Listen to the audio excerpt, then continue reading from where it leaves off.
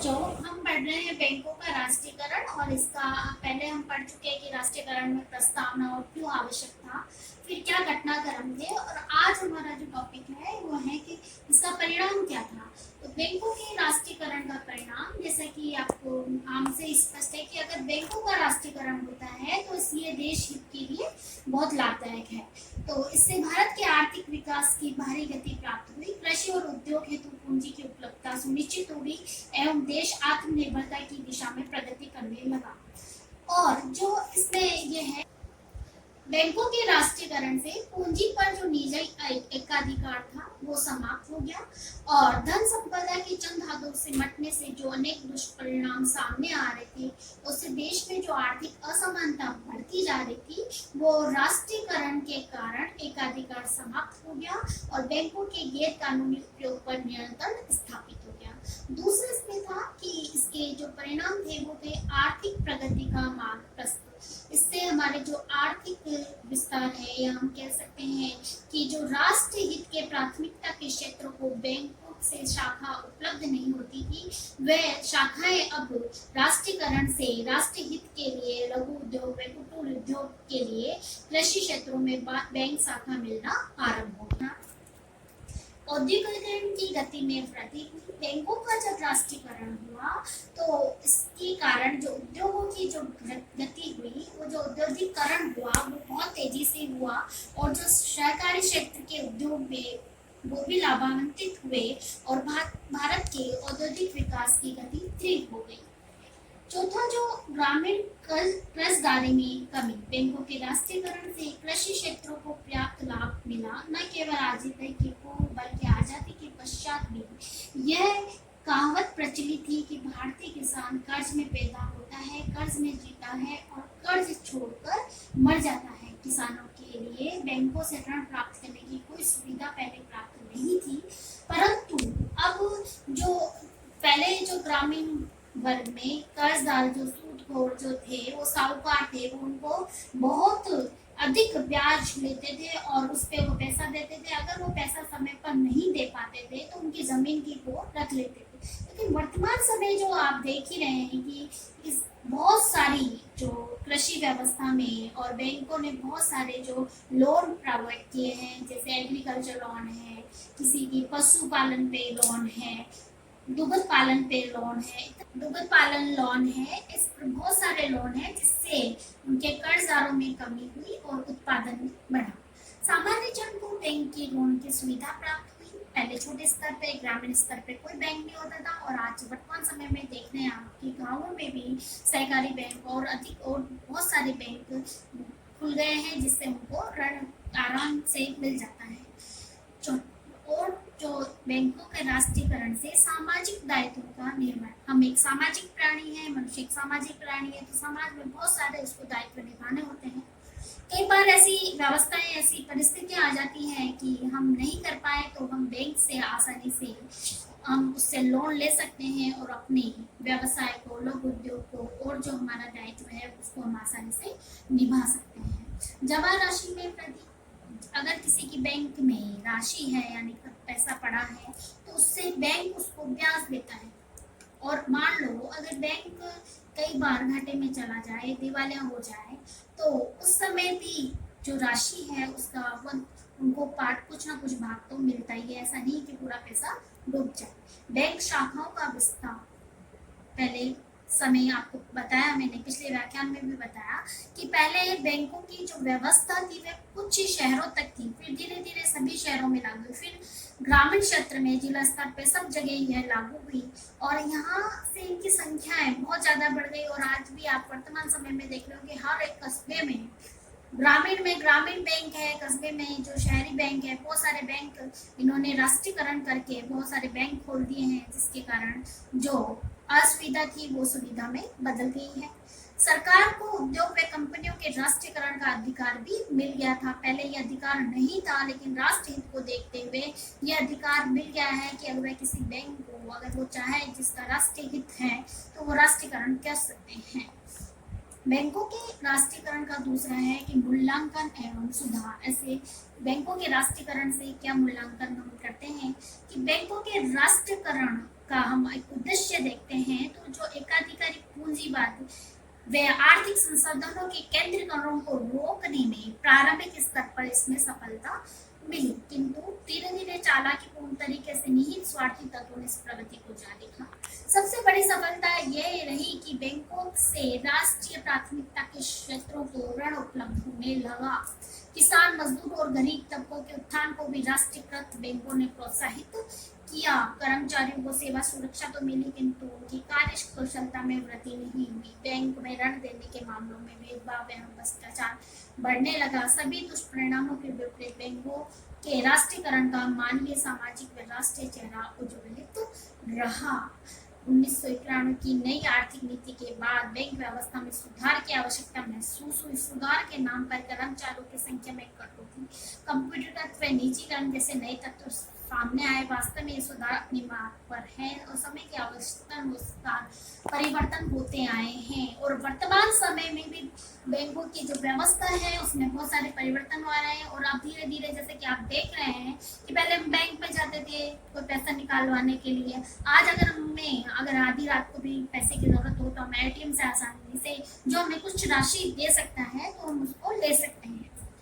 इससे ये आप यहाँ की जो कड़ी है कि बैंकों का राष्ट्रीयकरण क्यों आवश्यक था, प्रस्तावना, घटनाक्रम, परिणाम, मूल्यांकन एवं सुधार, यहाँ पर ये चीज तो यहाँ पे समाप्त होती है कि बैंकों का राष्ट्रीयकरण। अब जो टॉपिक है इसी के साथ है, बैंकों के राष्ट्रीयकरण से जुड़ा हुआ एक टॉपिक है प्रीवी प्रेस की समाप्ति।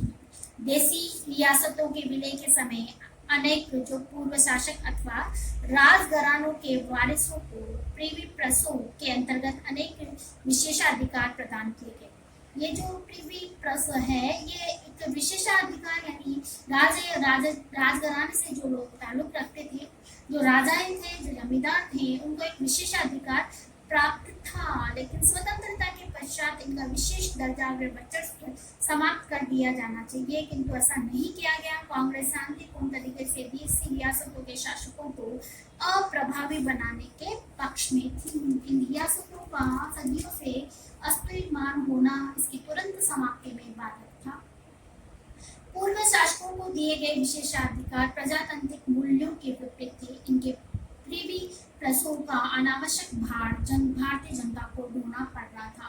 विलय के समय देसी रियासतों के शासकों को दी जाने वाली पेंशन की राशि 560 करोड़ रुपए वार्षिक थी। इनके पास महल, किले, भवन व कृषि भूमि आदि की भरपूर मात्रा में छोड़ दिए गए। पेंशन के अतिरिक्त लगभग इतना ही इन पूर्व रियासतों के पूर्व शासकों की शान शौकत पर सरकार को करना पड़ता था। इनकी सुरक्षा हेतु पुलिस व सैनिक व्यवस्था सरकार को करनी पड़ती थी। पूर्व दरबार में होने वाले उत्सवों पर भी सरकारी व्यय होता था।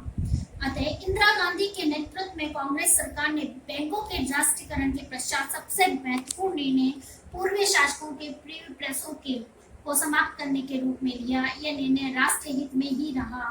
1970-71 में इस निर्णय को अमली जामा पहनाना दिया गया। संपूर्ण प्रक्रिया को समझने के लिए हमें ये जानना आवश्यक है कि पूर्व प्रीवी प्रेसों को समाप्त करना क्यों आवश्यक था, अथवा प्रीवी प्रेसी को समाप्त करने के क्या कारण थे।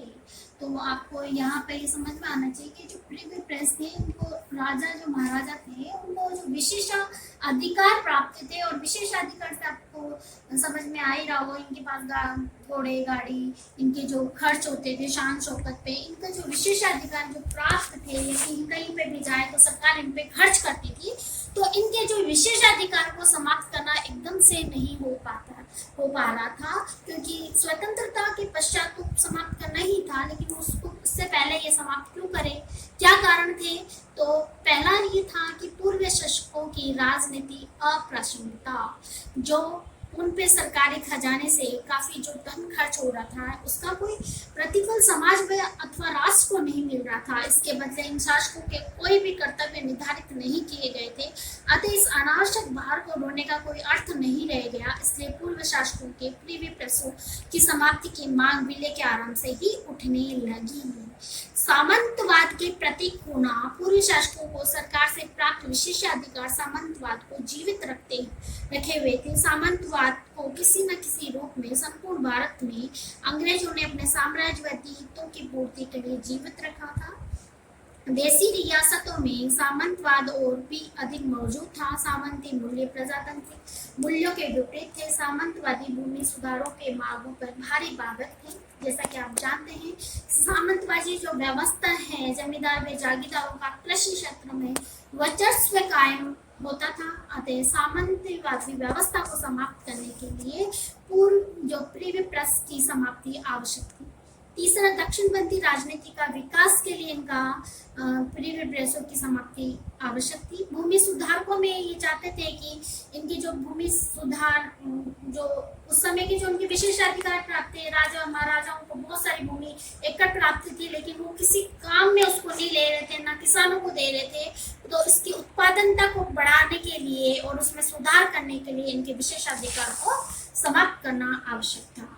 उस समय की जो तत्कालीन राजनीतिक आवश्यकता 1966 में लाल बहादुर शास्त्री की मृत्यु के पश्चात इंदिरा गांधी जब प्रधानमंत्री पद पर आसीन हुई, तो वह नेहरू विचारधारा की एक उत्तराधिकारी थी अथवा नेहरूवाद उन्हें विरासत में प्राप्त हुआ। कांग्रेस के अंदर दक्षिणापंथ खेमा उनका विरोधी था। उनकी प्रगतिशील नीतियों के मार्ग में वो अवरोध पैदा करता था। 1967 के चुनाव में गांधी ने कांग्रेस के बाहर वामपंथी तत्वों में, जिनमें दो कम्युनिस्ट पार्टियों को समाजवादी इत्यादि का समर्थन हासिल कर लिया, और 1969 में बैंकों के राष्ट्रीयकरण को लेकर कांग्रेस के अंदर मतभेद तीव्र हो गए। दक्षिणपंथी तत्व सिंडिकेट के नाम से जाने जाते थे, जिसके प्रमुख नेता मोरारजी देसाई एवं 12 नवंबर 1969 को सिंडिकेट ने इंदिरा गांधी के खिलाफ अनुशासनात्मक कार्रवाई करते हुए पार्टी अनुशासन भंग के आरोप में कांग्रेस से निष्कासित कर दिया। इसके परिणाम स्वरूप कांग्रेस विभाजित हो गई और इंदिरा गांधी के नेतृत्व में कांग्रेस और नामक पृथक संगठन बनाया गया। सिंडिकेट सदस्यों वाली कांग्रेस का नाम कांग्रेस ओ का गठन हुआ। अखिल भारतीय कांग्रेस समिति में 705 सदस्यों में से 446 इंदिरा गांधी के पक्ष में चले गए। अपनी लोकप्रियता को बढ़ाने एवं वामपंथी समर्थकों को संतुष्ट करने के लिए भूतपूर्व रजवाड़ों के वेतन भत्ते, प्रीवी प्रेस एवं विशेषाधिकार को समाप्त करने के लिए एक संवैधानिक संशोधन विधेयक लाए। राज्यसभा में एक वोट से हार गई। ऐसी स्थिति में राष्ट्रपति के एक आदेश द्वारा महाराजाओं की मान्यता को समाप्त कर दी गई, किंतु इस आदेश को सर्वोच्च न्यायालय ने अमान्य कर दिया। 27 दिसंबर 1970 को इंदिरा गांधी ने लोकसभा को भंग करवा दिया और फरवरी 1971 में चुनावों की घोषणा कर दी। अपनी प्रगतिशील नीतियों के कारण इंदिरा गांधी के नेतृत्व में कांग्रेस आर को बहुत भारी बहुमत विजय प्राप्ति और चुनावी घोषणा पत्र के अनुसार मार्च 1971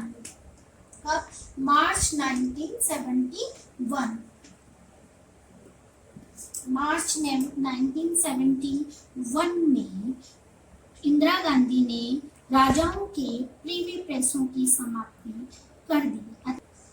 अतः ये सिलसिला मार्च 1971 में अपनी मंजिल पर पहुंच गया। सामंतवाद के प्रतीक भूतपूर्व रजवाड़ों का अस्तित्व पूर्णतः समाप्त कर दिया गया। 1971 के लोकसभा चुनावों के बाद सामाजिक एवं राजनीतिक सुधारों की दिशा में एक महत्वपूर्ण कदम था और भूतपूर्व राजा महाराजाओं के वेतन भत्ते तथा उनके विशेषाधिकारों की समाप्ति कर उन्हें विशिष्ट वर्ग के स्थान पर सामान्य नागरिकों की श्रेणी में खड़ा कर दिया गया। वास्तव में उनके पद और खिताबी को जारी रहना और उनके सामाजिक उत्सवों में सरकारी व्यय होना, विशेषाधिकार और वेतन भत्ते जो उन्हें बिना किसी कार्य उत्तरदायित्व के जारी रखना प्रजातांत्रिक सिद्धांतों व व्यवस्थाओं के विपरीत था। इसे भारतीय इतिहास में एक ऐतिहासिक घटना के रूप में सदैव याद किया जाएगा। इसके पश्चात देश में प्रगतिशील नीतियों का वर्चस्व लंबे समय के लिए कायम हो गया और भारत प्रगतिशील देशों की पंक्ति में सम्मिलित हो गया। यहाँ पर हमारा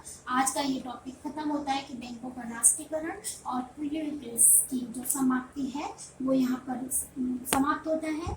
नमस्कार, धन्यवाद बच्चों। मुझे आशा है कि पूर्ण आपको ये जो व्याख्यान है वो समझ में आया होगा और इसकी प्रैक्टिस के लिए मैंने आपको असाइनमेंट और पीडीएफ भी दिया है, तो वो आप उसको पहले ये जो यूट्यूब पे जो है व्याख्यान है जो हमारा लेक्चर है उसको आप सुनेंगे, उसके बाद ही वो आप उसको आसानी से कर पाएंगे। धन्यवाद।